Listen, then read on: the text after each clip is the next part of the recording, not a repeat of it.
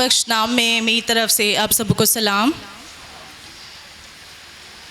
याद रहे कि दुनिया की इब्तिदा से लेके अब तक जितने लोग इस दुनिया में आए हैं उन सब के 2 दिन मनाए जाते हैं। एक तो उनकी पैदाइश का दिन और दूसरा उनके जो मरने का यानी वफ़ात का दिन होता है।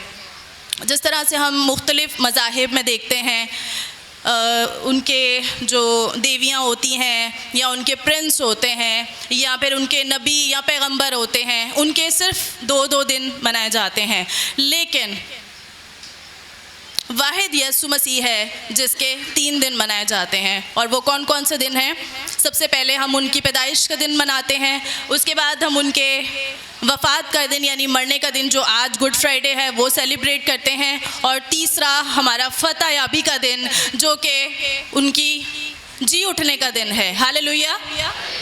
सो हमें फ़ख्र होना चाहिए अपने मज़हब पर और इस बात पर कि खुदा ने हमें इस खूबसूरत मज़हब में रखा और हम खुदा के बेटे और बेटियां हैं, और हम हर दिन इस बात की शुक्रगुजारी से हमें भरे रहना चाहिए क्योंकि हम बहुत बड़े खुदा के बेटे और बेटियां हैं जिसका दिन आज हम मनाने को हैं। एक और बात जो काबिल गौर है वो ये कि खुदा की कोई मजबूरी नहीं थी कि वो अपने बेटे को और अपने इकलौते बेटे को इस दुनिया में भेजता ताकि वो हमारे कुफारे का बड़ा काम सरअंजाम देता और उसके बाद हम निजात याफ्ता होते। बल्कि सरासर ये खुदा का कलाम जब हम उसको रीड करते हैं तो वहाँ हमें यूहन्ना उसके 3 बाब उसकी 16वीं आयत में ये लिखा मिलता है कि खुदा ने दुनिया से ऐसी मोहब्बत रखी कि उसने अपना इकलौता बेटा बख्श दिया ताकि जो कोई उस पर ईमान लाए वो हलाक ना हो बल्कि हमेशा की ज़िंदगी पाए। तो इस बात से हमें साफ साफ ये समझ आती है और हमें ये कलाम फरमाता है कि ये सिर्फ़ और सिर्फ उसकी मोहब्बत है, उसकी मोहब्बत के अलावा ये कुछ नहीं है। अगर वो हम पर रहम ना करता, अगर वो हम पर रहम ना करता, अगर वो हम पे तरस ना खाता, अगर वो अपने इकलौते बेटे को ज़मीन पर ना भेजता तो हमारे कुफारे का काम ना होता, और अगर हमारे कुफारे का काम ना होता तो हमें निजात भी नहीं मिल सकती थी, और निजात के बगैर तो आपको पता है फिर हमारा क्या हाल होना था। तो हमें इस बात के लिए हमेशा शुक्रगुजारी से भरा रहना चाहिए क्योंकि हमारी निजात का एक बहुत ही खूबसूरत काम जो कोई कलवरी और सलीब के मकाम पर हो चुका था। तो आज के दिन जब हम यहाँ पे मौजूद हैं और पूरी दुनिया में आज गुड फ्राइडे को बहुत ही अदब और एहतराम और इज़्ज़त के साथ और बड़े दिल से मनाया जा रहा है, तो लोगों को ये मुकाशफा उनकी रूहों में है कि आज के दिन क्या काम हुआ। आइए हम कलमे की तरफ हटते हैं और मैं चाहूँगी कि आप में से कोई भी इस जो है कलमे की तलावत करे। इसमें से हम बाइबल मुक़द्दस में से हवाला देखेंगे यूहन्ना की अंजील उसका 19वां बाब उसकी 25वीं और 26वीं आयत तलावत करेंगे। यूहन्ना की अंजील उसका 19वां बाब। और यीशु की सलीब के पास उसकी माँ और उसकी माँ की बहन मरियम क्लोपास की बीवी और मरियम मगदलीनी खड़ी थी। यीशु ने अपनी माँ और उस शागिर्द को जिससे यीशु मोहब्बत करता था पास खड़े देखकर माँ से कहा, ऐ औरत देख तेरा बेटा ये। मेरे अजीज़ों, इससे पहले कि मैं इस कलमे की तशरीह की तरफ जाऊं, मैं आपको एक बात बताना चाहती हूं कि बहुत से लोग जब ये हवाला पढ़ा जाता है तो इसमें ए औरत का ज़िक्र है, तो बहुत से जो लोग हैं वो एतराज़ करते हैं कि यीशु मसीह ने अपनी माँ के बारे में ये जो लफ्ज़ है जो कि ए औरत, ये क्यों कहा, और उसको शायद ऐसा नहीं कहना चाहिए था कि ये बेअदबी का लफ्ज़ है। लेकिन मैं आपको बताती चलूँ, जब हम बहुत सारे कॉन्टैक्ट्स को पढ़ते हैं और जब हम सियाको सबाक के थ्रू जब समझने की कोशिश करते हैं तो हमें पता चलता है कि बहुत सारे लफ्ज़ों के मीनिंग्स वो नहीं होते जो हमें असल में नज़र आ रहे होते हैं। तो इसका मतलब अगर हम दूसरे जो ज़बानों में देखते हैं, मुख्तलिफ़ तर्जुमे में देखते हैं, तो इसका मतलब बहुत ही मुअज़्ज़ज़ खातून के हैं। और अगर हम इसको पंजाबी ट्रांसलेशन में देखें तो वहाँ इसका जो ट्रांसलेशन आया है वो माई जी के लफ्ज़ से आया, यानी कि माई जी यानी कि एक माँ को बड़ी इज़्ज़त से माँ जी जब कहते हैं हम, तो मुझे लगता है कि हम बड़ी इज़्ज़त से उसको मुखातिब करते हैं, तो यहाँ पर यह एतराज़ ख़त्म हो जाता है। आगे बढ़ते हैं। ये कलमा जो है खालिस तौर पर मोहब्बत से भरपूर कलमा है, क्योंकि यहाँ जितने भी किरदार हमें नज़र आते हैं इस कलमे के अंदर तकरीबन कोई 5 किरदार हैं। बहुत बड़ी भीड़ थी, लेकिन यीशु मसीह इस कलमे के अंदर हमें तकरीबन कोई 5 लोगों का जिक्र मिलता है। तो उसमें जितने भी लोग हैं हमें डिफरेंट एक शख्स के अंदर हम मोहब्बत को देखते हैं, तो इसी वजह से हम इसको मोहब्बत का कलमा भी कहते हैं। इसमें हमें सबसे पहले एक बेटे की मोहब्बत नज़र आती है, एक बेटे की मोहब्बत जो कि सरासर अपनी माँ के लिए है। उसके बाद हमें बाप की मोहब्बत नज़र आती है, क्योंकि बाप ने हमसे मोहब्बत की, इसलिए यीशु मसीह इस दुनिया में आए और सलीब पर चढ़े और उन्होंने हमारे लिए निजात का बड़ा काम किया। उसके बाद हम देखते हैं कि वहाँ पर जिन ख़वातीन का जिक्र है, जिसमें सबसे पहले मरियम है, जो मुकद्दसा मरियम यीशु मसीह की माँ, उसके बाद मरियम मगदलीनी है, उसके बाद क्लोपास की बीवी हैं। ये सारी ख़वातीन जो हमें यहाँ पर नज़र आ रही हैं ये ऐसे नहीं नज़र आ रही, क्योंकि इनकी ज़िंदगी में जब यीशु मसीह अपनी खिदमत में थे तो इनकी ज़िंदगियों में बड़े बड़े काम और मौजज़ात हुए थे, जिसकी वजह से, जिसका सबूत देने के लिए आज वो सारी ख़वातीन हमें सलीब के सामने, सलीब के नीचे नज़र आ रही हैं। और इसके बाद हम ये देखते हैं कि जब हमारी ज़िंदगियों में कोई काम होता है और यीशु मसीह हमारी ज़िंदगी में कोई काम करते हैं तो हमें उन चीज़ों को, उन बातों को, उन मौजज़ात को जो हमारी ज़िंदगियों में होते हैं हमें उन्हें फरामोश नहीं करना चाहिए। तो आज ये सारे लोग, जिसमें मुक़द्दस जो यूहन्ना है, जो यीशु मसीह के बड़े ही प्यारे रसूल हैं, जो हमें यहाँ पर नज़र आते हैं, ये सब यहाँ पर मौजूद हैं और इनकी मौजूदगी हमें ये बताती है कि ये सब यीशु मसीह से मोहब्बत करते हैं, तभी तो यहाँ पर नज़र आ रहे हैं। क्योंकि हम देखते हैं आगे चल के कि वहाँ पर कोई और शख्स, कोई शागिर्द यीशु मसीह के अपने बहन भाई कोई भी नज़र नहीं आ रहा, सब उसको छोड़ के भाग गए, क्योंकि यीशु मसीह अब एक क्रूशल टाइम से गुजर रहे हैं, बहुत ही अज़ियतनाक सफ़र से गुजर रहे हैं। और यहाँ पर इस अज़ियत के टाइम पर कुछ लोगों को ये डर भी होता है कि हमने अगर अपना आप उसके साथ मतलब अटैचमेंट हमने शो करी तो हम पे भी कोई मुसीबत आ सकती है। तो ये बड़ा नाजुक मरहला और नाजुक टाइम होता है जब हमें जो है अपनी मोहब्बत को शो करना होता है। लेकिन वहाँ पे हमें क्या देखने को मिल रहा है कि सब लोग यीशु मसीह को छोड़कर चले गए। अब हम ये देखते हैं कि यीशु मसीह ने जो अपनी ये ज़िम्मेदारी का कलमा जो हम इसको कहते हैं कि क्यों शो किया, क्यों किया, चूँकि जब हम शरीयत में पढ़ते हैं तो वहाँ जो पहलौठा जो बेटा होता था ना, उसके ऊपर ज़िम्मेदारी होती थी माँ बाप की, कि वो अपने जब माँ बाप बूढ़े हो जाते थे तो छोटे बच्चों पे इतना ज़्यादा फ़र्ज़ नहीं होता था, पहलौठा बेटा ये ज़िम्मेदारी लेता था। और जब हम शरीयत के मुताबिक देखते हैं तो इसलिए यीशु मसीह भी पहलौठा बेटा था अपनी माँ का, तो इस वजह से ये सारी ज़िम्मेदारी उस पर आई और उसने ये ज़रूरी समझा कि मैं इस ज़िम्मेदारी को पूरा करूँ। तो वो हमें ये ज़िम्मेदारी हमें जो है ये सलीब के मकाम पर पूरा करता हुआ यीशु मसीह हमें नज़र आ रहा है। चूँकि बाकी सारे लोग भाग चुके थे और अब सिर्फ़ और सिर्फ वहाँ पर हमें नज़र आता है मुक़द्दस यूहन्ना, जो कि यीशु मसीह के साथ साथ रहते थे और वो इस काबिल यीशु मसीह ने उनको समझा कि ये बड़ी जो ज़िम्मेदारी है वो अपने शागिर्द को सौंपी जाए। और इसकी एक और भी बहुत बड़ी वजह थी कि जो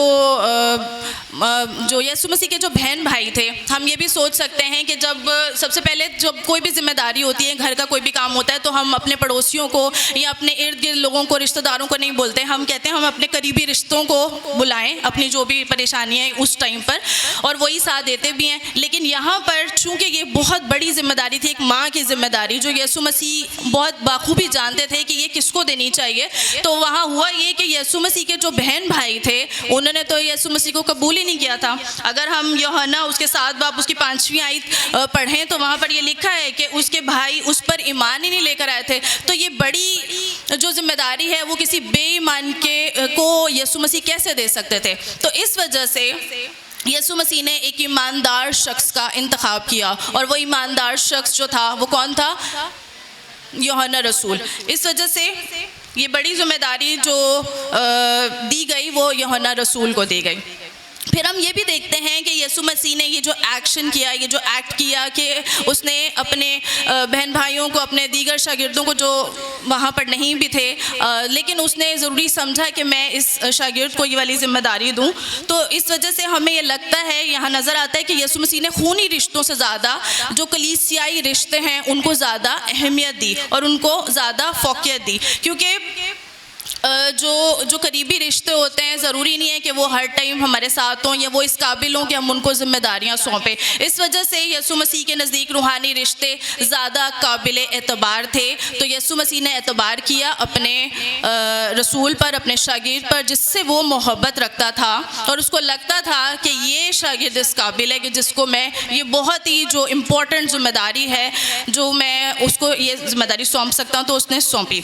इसके अलावा जब हम ये देखते हैं कि यीशु मसीह जब अपनी माँ को अपने शागिर्द के हवाले करें तो उसके पीछे 3 अहम वजूहात हैं। पहली वजह ये थी कि यीशु मसीह हर हाल में अपने प्यारों से मोहब्बत रखते हैं और उनका ख्याल करते हैं, क्योंकि इस बात का सबूत ये है कि जिस हाल में यीशु मसीह हैं, किस हाल में यीशु मसीह सलीब के मकाम पर हैं। और यीशु मसीह, आपको क्या लगता है कि जब सलीब पर कोई शख्स होता है तो क्या वो होश में होता है, या वो क्या कहते हैं बहुत खुश होता है, या वो मतलब बिल्कुल होशमंदी में होता है? नहीं। जबकि इस हाल में यीशु मसीह का जो खून है वो रिस रहा है, उसके कोड़े लग चुके हैं, उसके सर पर कांटों का ताज है और पूरी बॉडी पे उसका खून आ रहा है और वो बिल्कुल अब होश में नहीं है। लेकिन उस टाइम पे भी उसने अपने आप को होशमंदी का मुजाहरा किया और उसने अपने आप को बिल्कुल ऐसा रखा कि उसको जहाँ जो चीज़ें हो रही थी वो सब पर गौर उसका जायज़ा ले रहा था, उसको समझ आ रहा था, वो बिल्कुल होश में था।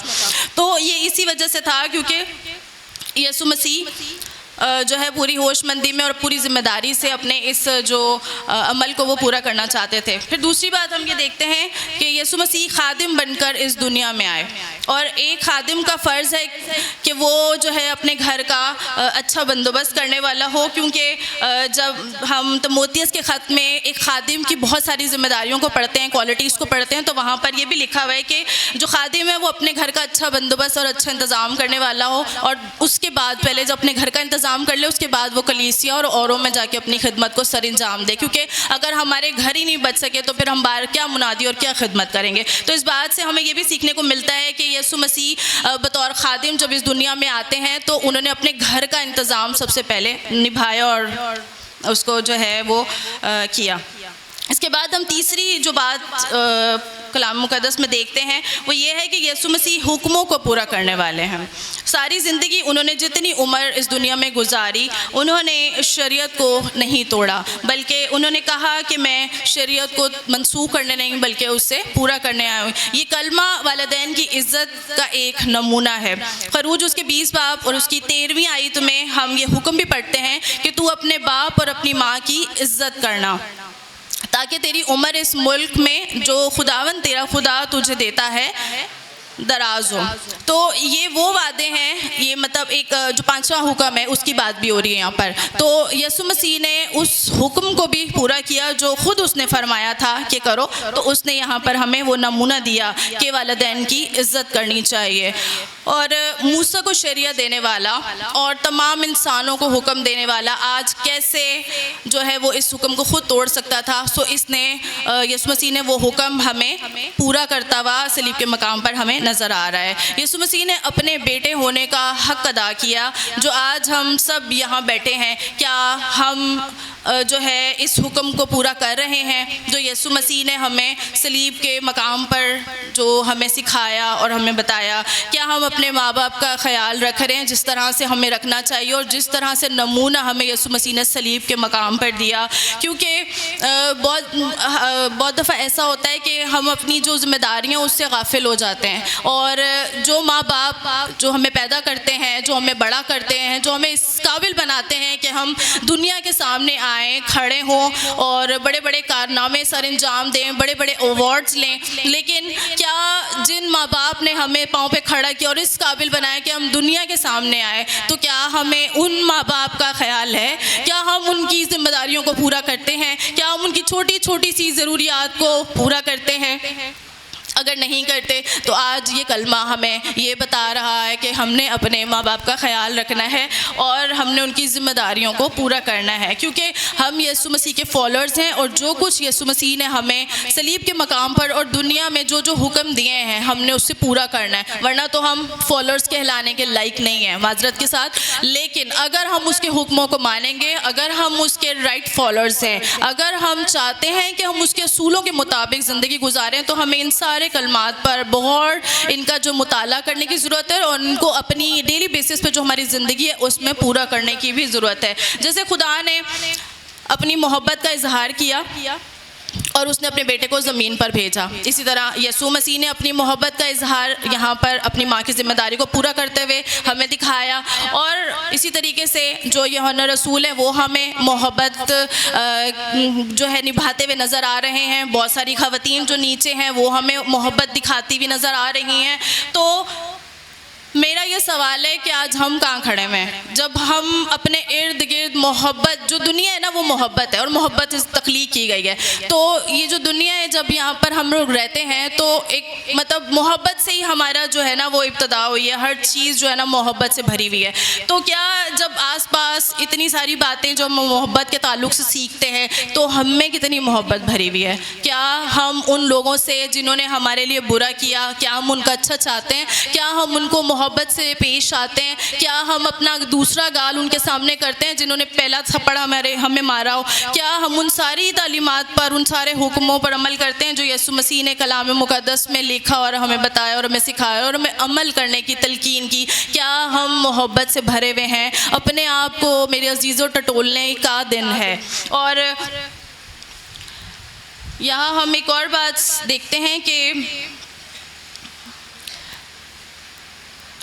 अगर हम अपने जो क्या कहते हैं, जब हम हुक्मों की बात करते हैं और जब हम ये बात करते हैं कि हमें अपनी ज़िम्मेदारियों को पूरा करना है तो वहाँ पर ये एक बात मैं जो बहुत ज़रूरी कहना चाहती हूँ एंड में, वो ये है कि जब हम मोहब्बत करते हैं ना तो वो मोहब्बत हमारे दिल में नहीं रहनी चाहिए, वो मोहब्बत ना नज़र आनी चाहिए। क्योंकि जब हम दिल में कोई चीज़ रखते हैं तो वो जज्बा चाहे मोहब्बत का हो या नफ़रत का हो, वो कोई टटोल नहीं सकता कि हमारे दिल में एग्जैक्टली क्या चल रहा है। लेकिन जो मोहब्बत है वो हमें शो भी करनी है। अगर आपके अंदर मोहब्बत भरी हुई है तो आपने वो उसका इजहार करना है और वो इजहार आपने जब हम करते हैं तो वो नज़र आ जाता है। जैसे कि खुदा ने मोहब्बत की तो वो नज़र आई और दुनिया बच गई। यीशु मसीह ने मोहब्बत दिखाई तो हमारी निजात का बड़ा काम हो गया। और जब हम मोहब्बत करेंगे और अगर हम इस ज़िम्मेदारी को जो आज हमें सिखाई जा रही है इस कलमे के थ्रू, अगर हम उस ज़िम्मेदारी को पूरा करेंगे तो ये जो मोहब्बत है जो हम दिखाएंगे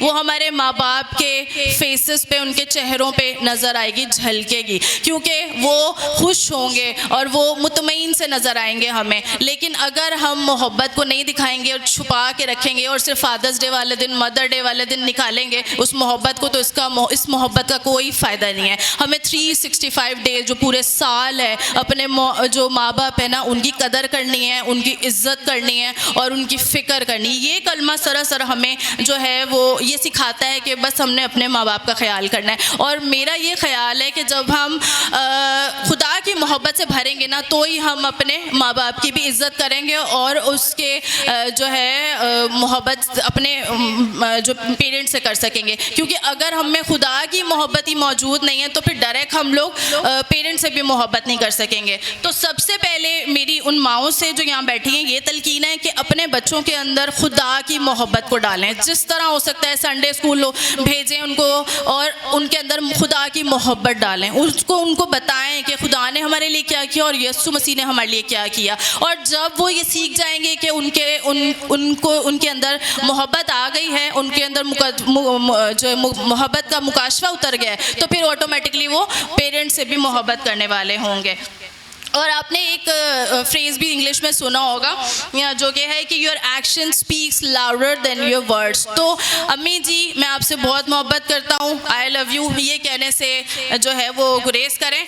इंस्टेड ऑफ दिस आप ये करें कि उनकी ज़िम्मेदारी को समझें।